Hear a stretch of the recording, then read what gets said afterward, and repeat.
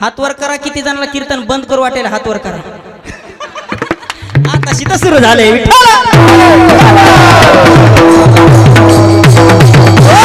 जागरणाची सेवा आहे सज्जनांनो. आजच्या सेवेला जगाच्या मालकासमोर मागितलंच पाहिजे. का? ज्यांनी ज्यांनी 5 दिवस सेवा केली पंचदिनी मोसोय ना, ज्यांनी 4 दिवस सेवा केली आजच्या दिवशी जगाच्या मालकासमोर त्याला मागण्याचा अधिकारच आहे. ज्यांनी 4 दिवस झालं सेवा केली नाही आणि आजच्या दिवशी जर पंढरपूरच्या विठ्ठला समोर जर मागत असला तुकोबरा म्हणतात त्याच्यासारखा बिनलाजा जगात कोणी नाही. तया भजित खोरा लाज नाही,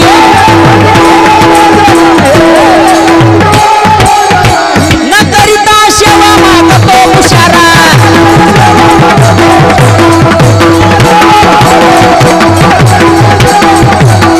तया भजित खोरा लाज नाही,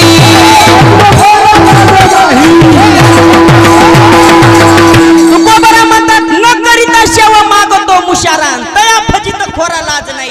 ज्यानं 4 दिवस झालं सेवा केली नाही आणि 7व्या दिवशी जर जगाच्या मालकासमोर मागत असला तुकोबरा म्हणतात तो बिनलाज आहे. आणि बिनलाजा कोणाला म्हणतात? परमेश्वर भाऊ. ते म्हणते उगच पुढे बसलो गड्या महाराजाच्या. बिनलाजा ज्याला लाज नाही त्याला काय म्हणतात? तुम्ही बोला चला, नाही तुम्ही मधल्या रस्त्यातून हातगावला जाईल.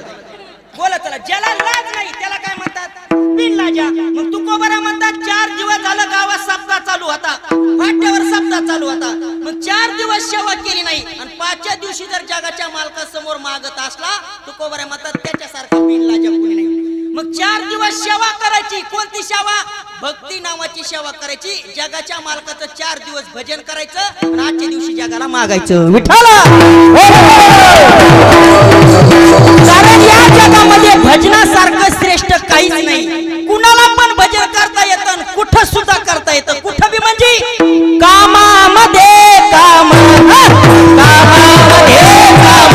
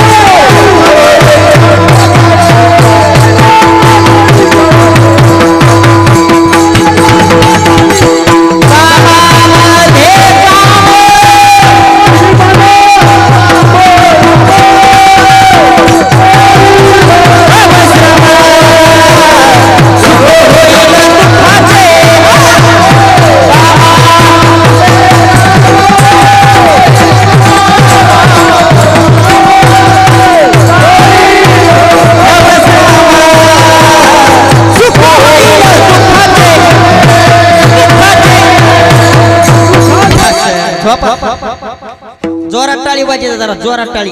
हातगावला आवाज आहे ना शिवाजीचा. वा, हे कीर्तन नावाचं साधन आहे. सज्जनांनो, एवढंच असं साधन राहिले इथं माणसाला काहीतरी चांगलं ऐकण्याकरता मिळाले नाही नाही, मन तृप्त होण्याची जागा एकमेव फक्त कीर्तन नावाचं साधन राहिले.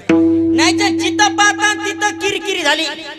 तुम्ही टीव्ही लावा, टीव्हीवर सुद्धा राजकारणाची परमेश्वर भाऊ किरकिरी, घरामध्ये सासू सुनाची किरकिरी, बाप लेकाची किरकिरी, भावा भावाची किरकिरी, सासू सुनाची किरकिरी. मला तर वाटतं ही सगळी किरकिरी पाहून कंपनीनं खायला कुरकुरे काढले काय काम आहे. जिथं पाहावं तिथं किरकिरी निर्माण झाली. पण मन तृप्त होण्याची जागा एकमेव कीर्तन नावाचं साधन विठ्ठल.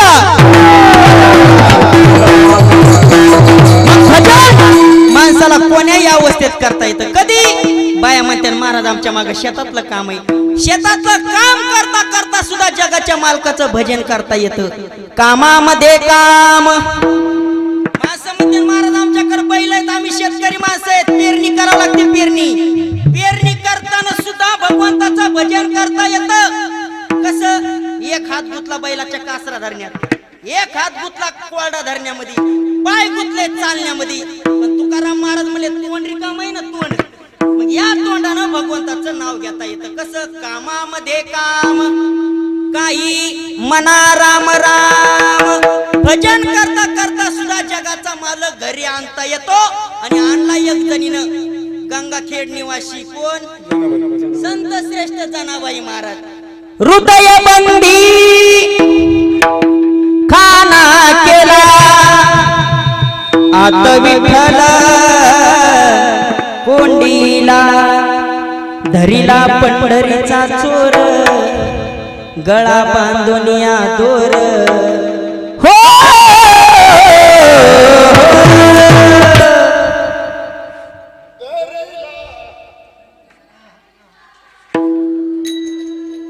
धरीला. मागच्याला सुतक पडे मनानं सगळे जणी धरीला पंढरीचा चोर.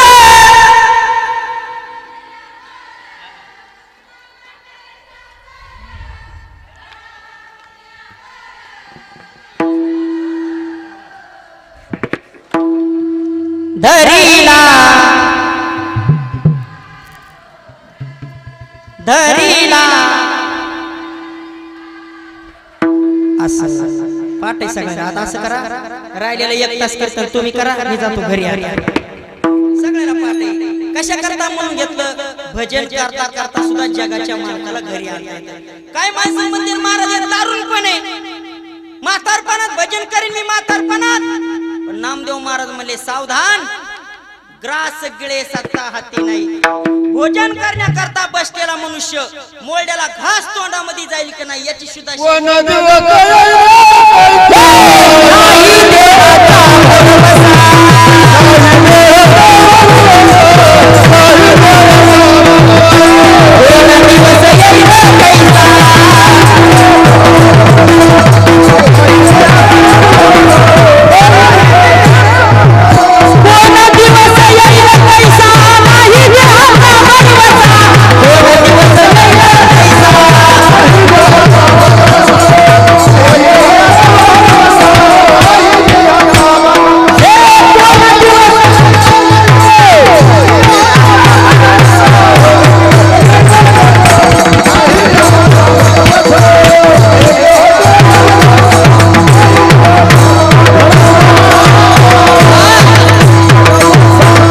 कोण दिवस येईल कैसा.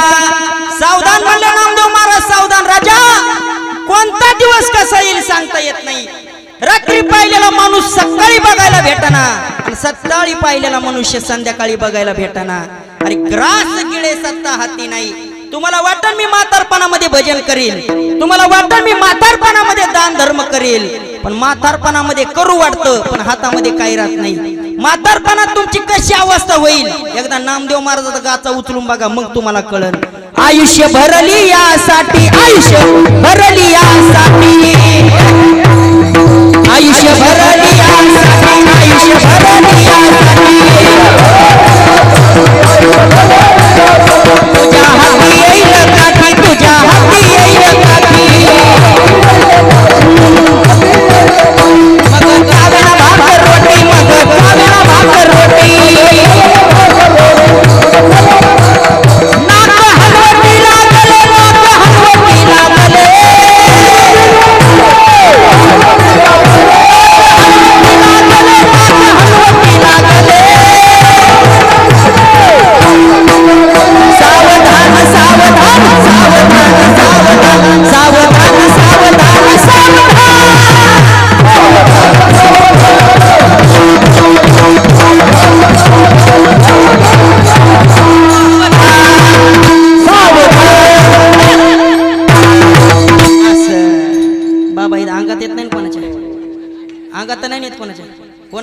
विचारलेलं बरं इथं पहिलंच कीर्तन करायला लागलं महाराज म्हणले सावधान का आयुष्य भरली यासाठी भरलं आयुष्य मग तुझ्या हाती येईल काठी मग चावे ना भाकर रोटी नाक हनवटी लागले मग गावात कीर्तनकारी तिथं म्हणतात म्हणा विठ्ठला विठ्ठला दात नसल्यामुळे त्याला विठ्ठला विठ्ठला सुद्धा म्हणता येत नाही तो म्हणता इथाला इथाला इथाला महाराज म्हणतात माहिती जसं लग्न झाले तसं तो इथालाच आहे म्हातारपणात भजन करू वाटतं पण करता येत नाही का ही म्हातारपणातली अवस्था होती म्हातारपणामध्ये हातामध्ये देव वाटतं दान धर्म पण हातामध्ये सत्ता राहत नाही डोळ्यानं विठ्ठलाला पाहू वाटतं पण डोळ्यानं विठ्ठल दिसत नाही पायी तीर्थयात्रा करू वाटते पण पाय साथ देत नाही मग साधू संतांचे किती आपल्यावर उपकार आहेत अगोदरच सावध केलं राजा सावधान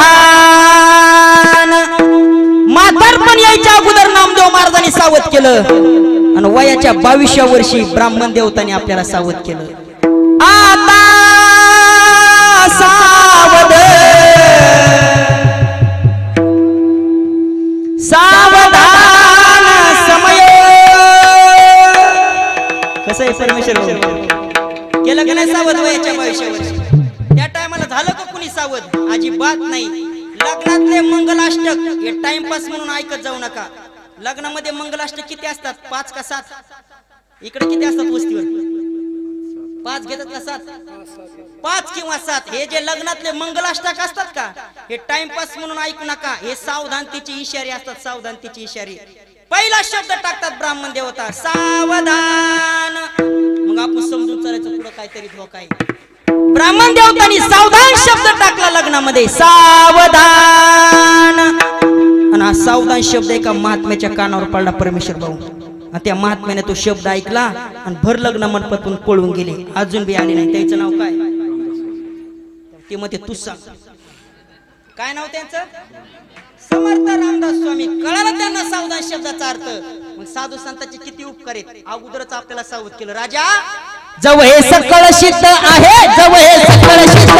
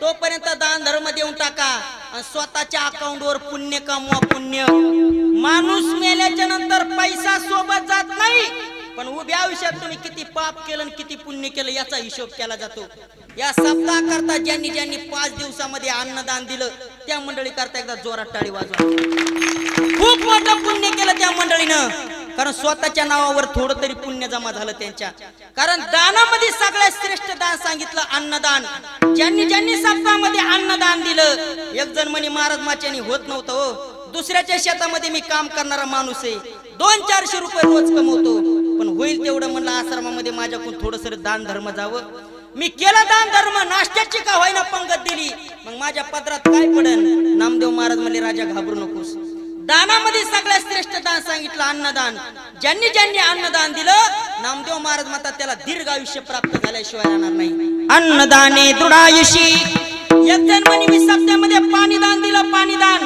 नामदेव महाराज म्हणले उदक दाने सदा सुखी तुमचं दिलेलं पुण्य वाया जात नाही किती बी लेकरा बाळा करता पैसा कमवा म्हातारपणात ते तुम्हाला सांभाळीनच झोपले का काय असं बॉन्डवर कुणी लिहून ठेवलं नाही की माझंच लेकरू मला म्हातारपणामध्ये सांभाळेल म्हणून मग लेकरा बाळा करता किती बी पैसे कमवा कोण कोणाच्या कामा आलं नाही आणि खरंच माणसं म्हणतो की लेकरं आमच्यावर प्रेम करते पण कोण कुणावर किती प्रेम करतं हे पाठीमाग कळालं. ते रोग आलता तवा. कोणता रोग आलता? कोरोना. रोगाचे नाव बी असे येलेत म्हाताऱ्या माणसाला सुद्धा नाव घेता येणार. ते कोरोना गेला आणि त्याच्यानंतर हळूच ओमायक्रॉन निघू लागला. आमच्या गावातल्या म्हाताऱ्या बायला ओमायक्रॉन म्हणताच आहे ना. म्हाताऱ्या बाया डायरेक्ट आमिर खानच म्हणू लागल्या. रोगाचे नाव तसे येलेत ना. आणि त्या कोरोनाच्या काळामध्ये प्रत्येक माणसाला कळलं. प्रत्येक माणूस म्हणत होता महाराज माझे लेकर बाळ आहेत म्हणून मी लय भाग्यवान आहे, मी लय नशीबवान आहे. पण त्या सुद्धा बापाला कळलं कोण कोणावर किती प्रेम करतं. स्वतःचा बाप पॉझिटिव्ह आला आणि पोटच्या लेकरांना बापाला कोरोनाच्या काळामध्ये फेकून भाकर वाळली फेकून डोळ्यात पाणी आलं त्याच्या. साधू संतांचे प्रमाण आठवले त्याला. खूप म्हणत होता की माझ्यासारखं भाग्यवान कोणी नाही. पण साधू संतांचे तेव्हा त्याला शब्द आठवले. शब्द नाही रे नाही कुणाचे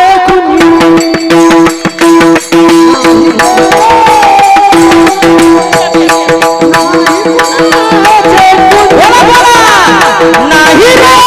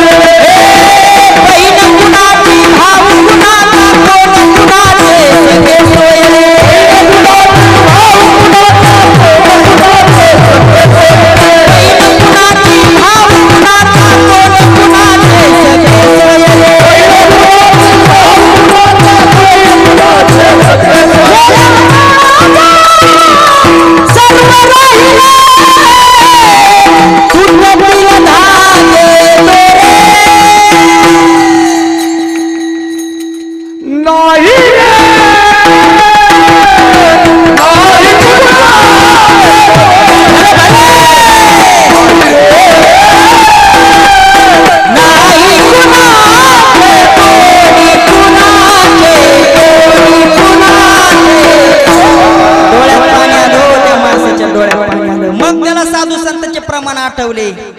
धनदारा पुत्र जन बंधू सोयरे पिशून सर्व मिथ्या हे जाणून. हे संसारातले जे माणसं आहेत का हे स्वार्थापोटी प्रेम करणारे लोक आहेत. स्वार्थापोटी आपल्याकडे पैसा आला तरच हे संसारातले लोक प्रेम करतात. जो वरी चळन गा तो वरी मनती माझा. चळन म्हणजे काय? पैसा आला आपोआप लोक नातं ठेवतात. आराम के सब संग साथी जब वक्त बड़ा तब कोई नहीं. मतलब के दुनिया में सब लोग कोई किसी का नहीं. जब टिकट मिला है जाने का डेरा स्मशानों की ओर से जलाने वाले लाखों थे जनने वाला कोई नहीं. ही मतलबी दुनिया आहे.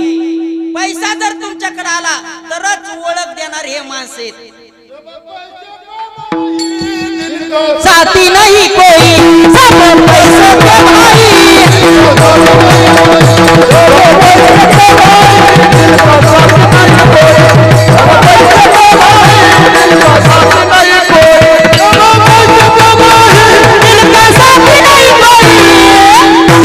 सब पैसे के भाई.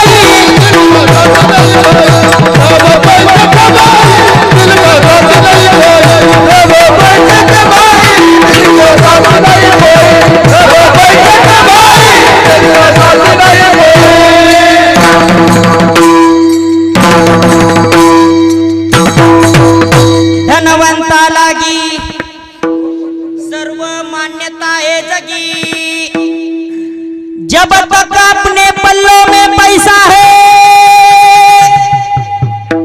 तब लोग सलाम करे. अपना पैसा निकल गया तो कोई मीठा न बोले. सब पैसे के. खरं सांगा सजन, लोक राम राम गरीबाला घालतात का श्रीमंताला? तुम्ही बोलतात का जाऊ गरीब? लोक राम राम गरीबाला घालतात का श्रीमंताला? परमेश्वर कोणाला? बरं मला खरं सांगा, तुम्हाला तुमच्या पाहुण्या रावण्याचे फोन येतात परमेश्वर भाऊ? येतात ना? येतात. मग तुमचं चांगलं चालू असलं येतात का तुमचं हिचकाल्या? खरं सांगा, खोटं बोलायचं नाही, तुम्हाला सटवायची शपथ आहे, खरं खरं सांगायचं. बरं तुम्ही सांगा सजन, हा तुम्हाला तुमच्या पाहुण्या रावण्याचे फोन येते, चांगलं चालू असलं येते का तुमचं इचकल्यावर? चांगलं चालू असल्यावर. मग नातं जरी नसलं तरी सुद्धा आपोआप फोन लावणार का? तुमच्याकडे पैसा आलं, तुमचं चांगलं चाललं. आणि एकदा काय तुमचं इचकलं रे इचकलं, तुम्हाला कोण्या पाहुण्याचा फोन येत नाही, कोण्या मेवण्याचा फोन येत नाही. दिवसभरातून आला तर त्या कंपनीच्या बाईचा फोन येतो. ती बी बाई म्हणते हॅलो आपला बॅलेन्स. कोण कोणावर प्रेम करतं? या जगामध्ये सगळे स्वार्थापोटी प्रेम करणार आहेत, पण जगामध्ये तीनच माणसं असे आहेत ते निस्वार्थपणाने प्रेम करतात. नंबर 1 जगाचा मालक निस्वार्थपणाने प्रेम करतो. नंबर 2 साधू संत निस्वार्थपणाने प्रेम करतात. नंबर 3 आपले मायबाप निस्वार्थपणाने प्रेम करतात. यांच्या प्रेमाची सर समाजात कुणालाच येणार नाही. फक्त निस्वार्थपणाने 3 माणसं प्रेम करतात. नंबर 1 ला जगाचा मालक प्रेम करतो. कोरोनाच्या काळामध्ये सगळ्यांनी आपल्याला सोडून दिलं, धिक्कार मानलं सगळ्यांनी, धिक्कार. पण जगाच्या मालकानं साधू संतांना आपल्यावर कृपा केली, त्यांच्यासारखं कुणीच सांभाळलं नाही. नाथ बाबा म्हणतात सकळ जीवांचा, अरे सगळ्यांचा सांभाळ करतोच करतो, पण तू कोबऱ्याने दृष्टांत दिला बाबा. पाषाणाचे पोटी बैसला दरदूर आणि दयामुखी चारा कोण घाली. पाषाण म्हणजे काय? दगड. आणि दरदूर म्हणजे बेडूक. तू कोबऱ्या म्हणतात रस्त्याचं काम चालू झालं, रस्त्याचं काम चालू झाल्याबरोबर दगडावर घणाचा घाव मारला लोकांनी, दगड फोडणाऱ्या लोकांनी घणाचा घाव, दगडाचे 2 तुकडे झाले आणि त्याच्यातून बेंडकीचं पिल्लू बाहेर पडलं. मग तू कोबऱ्या म्हणतात सगळीकडून पॅक असणारा दगड आणि त्याच्यामध्ये जर बेंडकीचं पिल्लू राहत असेल, सांगा तिचं रक्षण कुणी केलं? सगळ्याचं रक्षण करणारा माझा जगाचा मालक आहे. त्या जगाच्या मालकाचं भजन करायचं, त्याच्या ऋणातून मुक्त व्हायचं. कारण ते पाठीमागे जे रोग आला होता का, कोरोना रोग, आपण तर इतके भाग्यवान माणसं आहेत, त्या रोगातून आपण वाचलो. नाहीतर दवाखाने विकत घेणारे मेले. मग त्याच्यामध्ये तुमचा आमचा नंबर लागला नाही. माझ्याकडे टुळू टुळू बघायला याच्यातलं कुणीच मेलं नाही. उपकार कुणाचे आहेत? उपकार कुणाचे आहेत? बर्वे झाले आजीवरी, बर्वे झाले आजीवरी.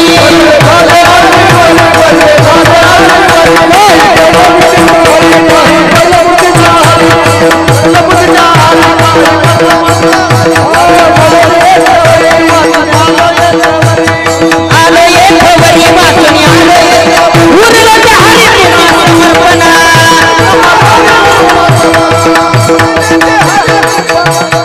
हरी तो समर्पणा. दिलाया काळ्या अवकाश, दिलाया काळ्या अवकाश.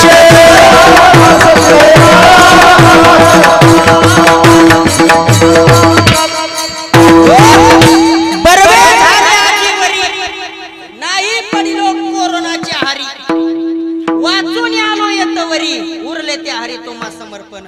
आता दिलेलं जे आयुष्य आहे का, हे बोनस आयुष्य, बोनस आयुष्य.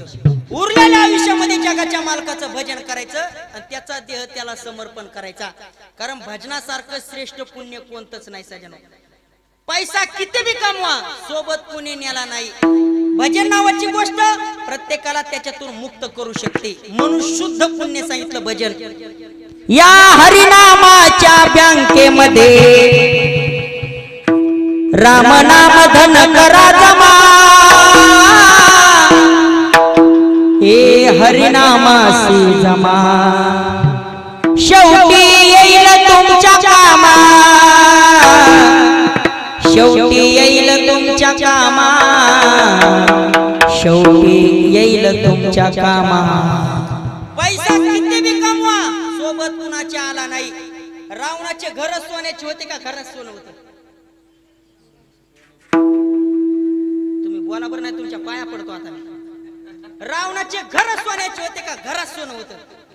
जाऊ द्या, तुम्ही नका सांगू. हा परमेश्वर भाऊ, घर सोन्याचे होते. 1-2 होते का 10-5 होते?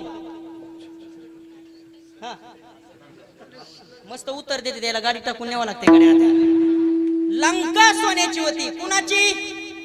रावणाची. ऐका अजून रावण किती सुंदर होता आणि किती श्रीमंत होता. इंद्रबारी चंद्र छत्रधरी. विको वाढू नका. यम पाणी वाय घरी कुणाच्या रावणाच्या वायू सदा पुषे ओसरी कुणाची अजून ऐका मैराळ देव कानडा मैराळ देव कानडा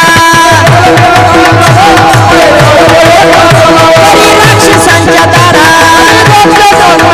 करी राक्षसांच्या दारा मैराळ देव कानडा मैराळ देव कानडा मैराळ देव कानडा मैराळ देव कानडा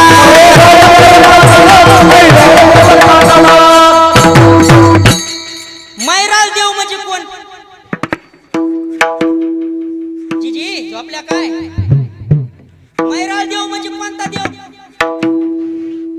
मैराळ देव कानडा साधू संत म्हणले मग मैराळ देव म्हणजे कोणता देव खंडोबा असं खंडोबा आणि ते रावणाच्या घरी काम करायचे 9 ग्रहाच्या पायऱ्या केल्या त्या रावणाने 9 ग्रहाच्या आणि त्याच्यावर पाय देऊन सिंहासनावर बसत होता कोण रावण मैराळ देव कानडा आणि करी राक्षसांच्या दाडा खंडोबा रावणाच्या घरी काम करत होते कोणतं राक्षसाच्या दाड्या करण्याचं ते अधिकार संपन्न असन रावण महिला मंडळ चतुर्थीच्या दिवशी कोणाची पूजा करतात कोण म्हणलं दिगंबर महाराज कोणाची पूजा करतात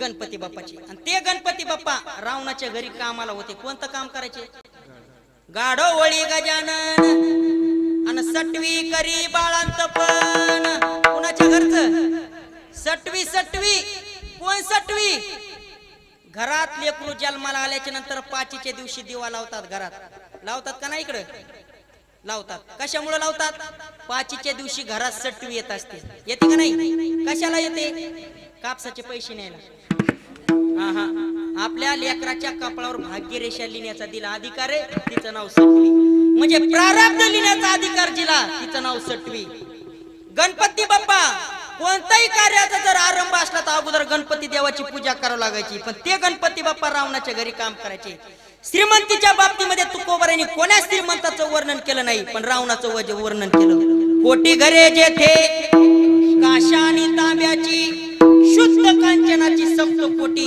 एवढा अधिकार संपन्न राजा रावण होता पण संसारामध्ये त्याला सुख मिळालं नाही तुकोबरा म्हणतात सांगा ते कवडी तुका बने ज्याची संपदा ये होती तुका बने ज्याची संपदा ये होती सांगा ते कवडी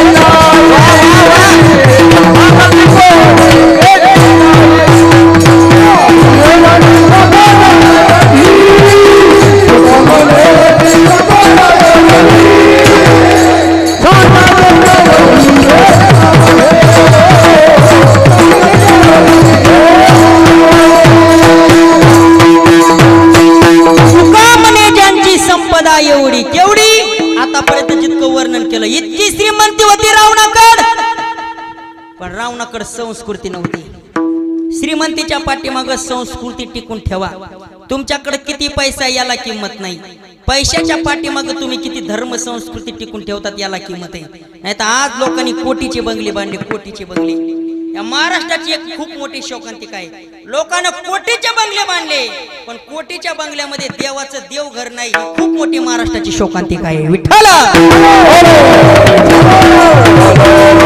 पैसा कमवा आणि श्रीमंत माणसं भरपूर आहेत पण श्रीमंतीच्या पाठीमागे संस्कृती नाही राजा रावणाची लंका सोन्याची होती पण संस्कृती नव्हती म्हणून लंका जळाली द्वारका सोन्याची होती पण संस्कृती नव्हती म्हणून द्वारका बुडाली तुम्हाला जर वाटत असेल आपण कमवलेला पैसा आपला सुखरूप राहावं जगद्गुरु तुकोबाराय म्हणतात जिथं सत्कर्म चालू आहे जिथं भगवान परमात्म्याचा सप्ताह चालू आहे तिथं दिवसभरातला आपला थोडा तरी पैसा खर्च झाला पाहिजे तुका म्हणे सत्य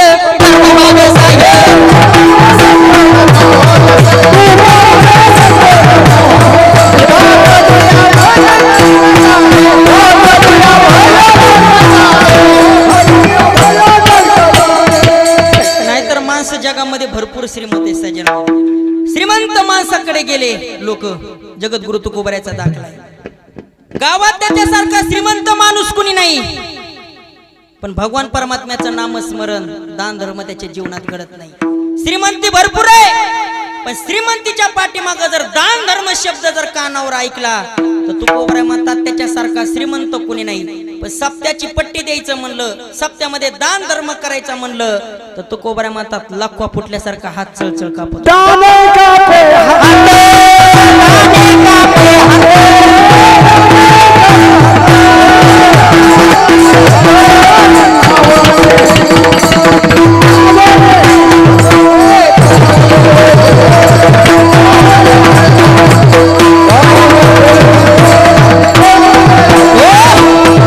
श्रीमंती भरपूर आहे पण दान धर्म करायचा म्हणला हात असा चळचळ कापतो. का?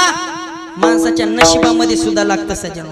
भगवंताचं नामस्मरण मुखामध्ये येण्याकरता खूप मोठ्या जन्माचं पुण्य लागतं. अनंत जन्माचे सुकृत पदरी, अनंत जन्माचे सुकृत पदरी, अनंत जन्माचे सुकृत पदरी, अनंत जन्माचे सुकृत पदरी. त्याच्या मुखी हरी पैठा होय, पैठा होय, पैठा होय. हरिमुखी गाता हरपली चिंता, हरपली चिंता.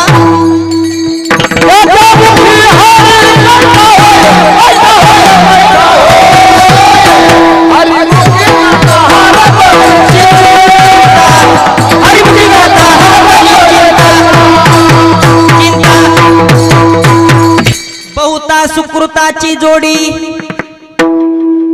म्हणून विठ्ठली आवडी. दान धर्म करण्याकरता खूप जन्माचं पुण्य लागतं. भगवंताचं नामस्मरण श्रवण करण्याकरता सुद्धा खूप जन्माचं पुण्य लागतं. तवा कानी पडतं. दान धर्म कुणाला बी घडत नाही. तुकोबराय म्हणतात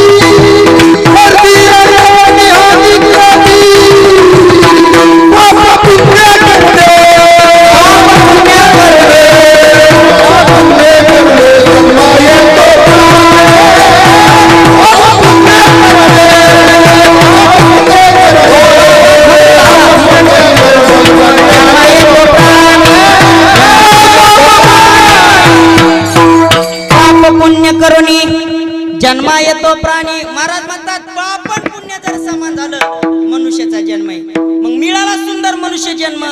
या जन्मात दान धर्म करता येतो. ज्यांनी ज्यांनी सप्ताहामध्ये दान धर्म केला, ज्यांनी ज्यांनी सप्ताहामध्ये थोडी होईना का सेवा केली, आज जगाच्या मालकासमोर त्यालाच मागण्याचा अधिकार आहे.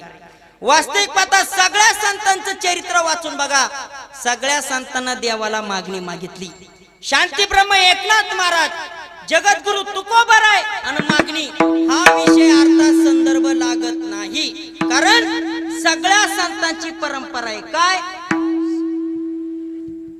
विठ्ठला विठ्ठला विठ्ठला.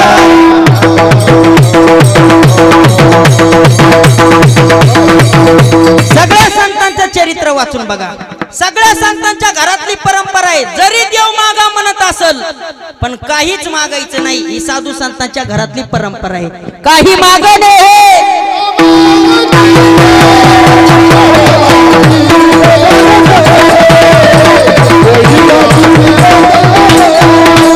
काही मागणे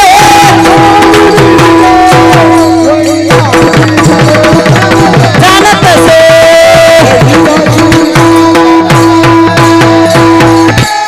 काही मागणे अमानुचित.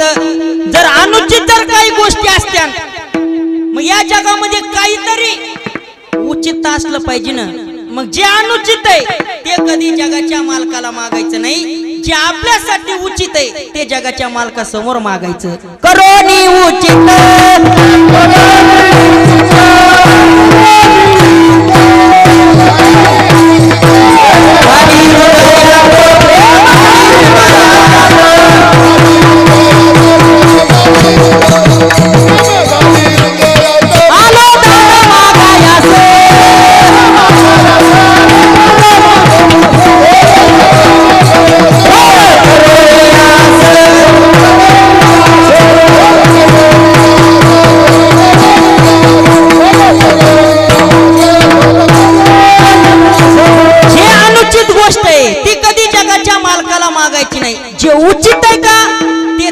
मागायचं। या जगामध्ये लोकांकडे पैसा भरपूर आहे, पण सध्याच्या काळामध्ये समाधान नावाची गोष्ट लोक हरवून गेली। समाधान राहिलं नाही लोकांकडे।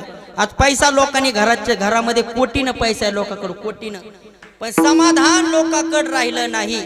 खरं सांगा, पहिल्या काळामध्ये लोकांना खायला नव्हतं म्हणून मेले का खाऊ खाऊ मेले?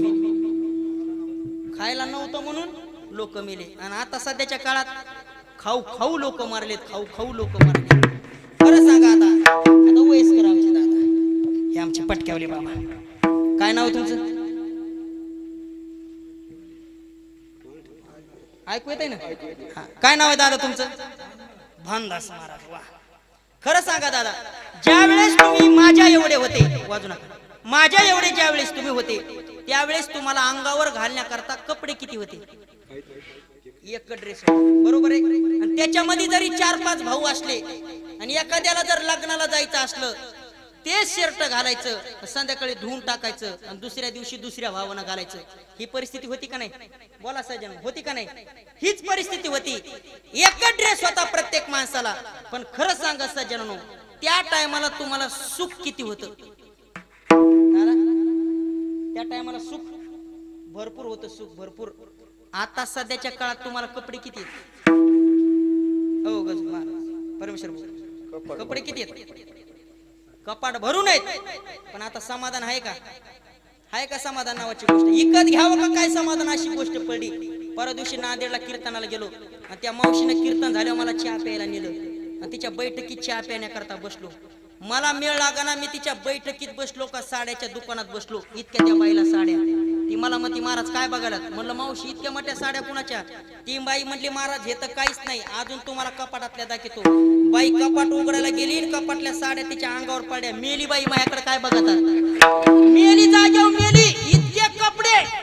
पण समाधान नावाची गोष्ट आहे का? समाधान लोक विसरून गेले। जगद्गुरु तुकोबारायचा नाही, माझ्या शांती ब्रह्म एकनाथ महाराजाचा गाथा वाचून बघा। नाथबाबा म्हणले, देवा या जगामध्ये मला पैसा कमी दिला तरी चालल, एखादी गोष्ट कमी दिली तरी चालते, पण सध्याच्या काळामध्ये प्रेम नावाची गोष्ट दी, एवढी तुला मी मागणी करतो। कारण प्रेमाशिवाय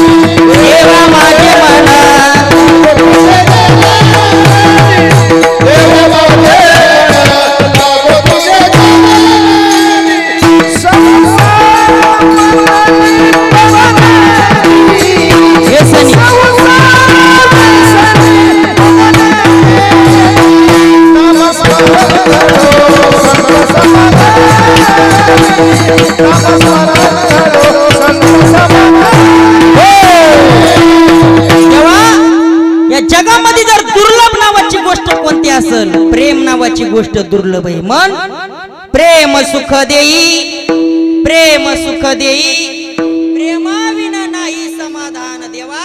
द्यायचा असेल तर मला प्रेम नावाची गोष्ट दे। अर्थात संत महात्मेन मागणी हा विषय संत श्रेष्ठ ठरत नाही। एका प्रकारे जर संत मागत असतील तर ते संत नाहीत, आणि देवासमोर जर मागत असतील तर त्यांना संत कसं म्हणायचं? का? संतांची परंपरा आहे, जो मागतो त्याचा सुद्धा धिक्कार केला। तुका म्हणे करी ब्रह्मांड ठेंगणे, आणि हात पसरी जिने धिक द्यायचे। जर दुसरा जर मागत असला तर तुकोबाराय म्हणतात त्याला मी धिक्कार मानतो। आणि आज शांती ब्रह्म एकनाथ महाराज जगाच्या मालकासमोर का मागतात? प्रश्न निर्माण होतो। या जगामध्ये जेवढे संत झाले त्या संतांमध्ये सगळ्यात श्रेष्ठ संत म्हणजे शांती ब्रह्म एकनाथ महाराज। किती श्रेष्ठ? 32-36 वर्ष जगाच्या मालकानं नाथ बाबाच्या घरी काम केलं। कोणतं काम केलं? नाता घरी नाचे माझा। 32-36 वर्ष जगाचे मालक नांदले शांती ब्रह्म एकनाथ महाराजांच्या घरी। द्वारकेची मूर्त एकनाथ घरी अन पाणी वाय हरी कावडीने. शांती ब्रह्म एकनाथ बाबा यांच्या घरी जगाचे मालक नांदले. लक्ष देऊन ऐका.